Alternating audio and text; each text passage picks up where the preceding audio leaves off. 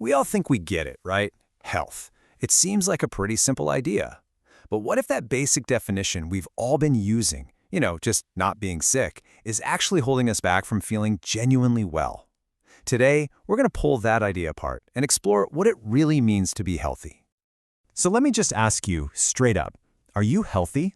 And how do you even know? What's the very first thing that pops into your mind when I ask that? Is it just, yep, no sniffles today, or is there something a little deeper going on for you?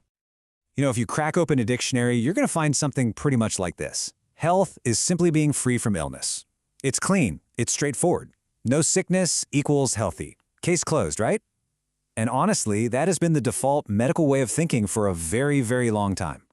But come on, is that really the whole story? I mean, think about it. Can you feel completely exhausted, totally stressed out, or just plain unhappy and still be called healthy just because you don't have an official diagnosis?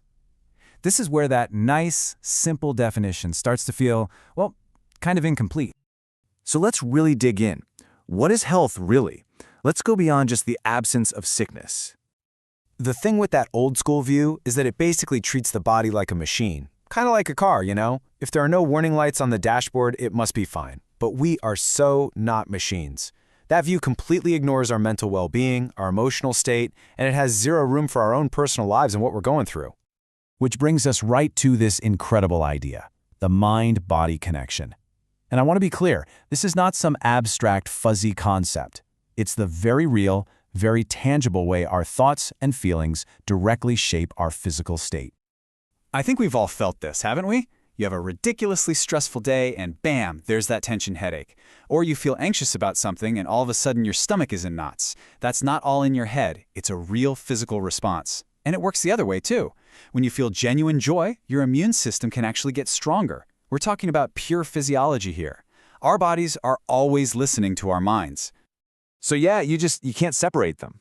A real holistic view of health has to include the whole package, both what your body is doing physically and what your mind is experiencing emotionally. They are absolutely two sides of the same coin.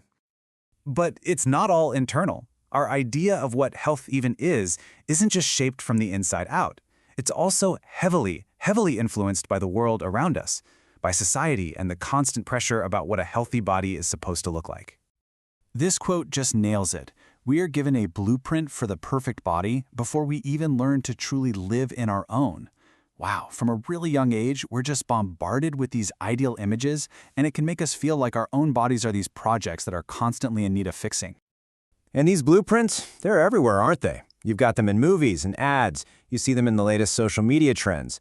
Heck, they can even come from well-meaning family and friends, reinforcing these really narrow and, let's be honest, often unattainable standards.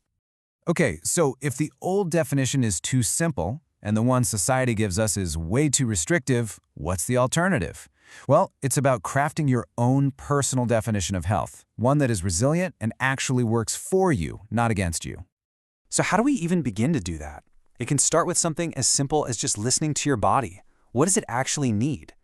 Then we have to start actively questioning those outside ideals we were just talking about. A huge one is shifting how we see movement, making it about joy and energy, not a punishment for eating.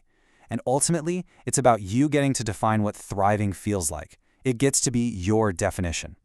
Because at the end of the day, your health is your unique experience. It is not some universal checklist that you have to meet. It's your journey and yours alone. It's about self-awareness, not perfection. So I want to leave you with this final thought to chew on. What if your health isn't a destination you have to arrive at, or some prize to be won? What if instead it's simply an experience to be lived every single day?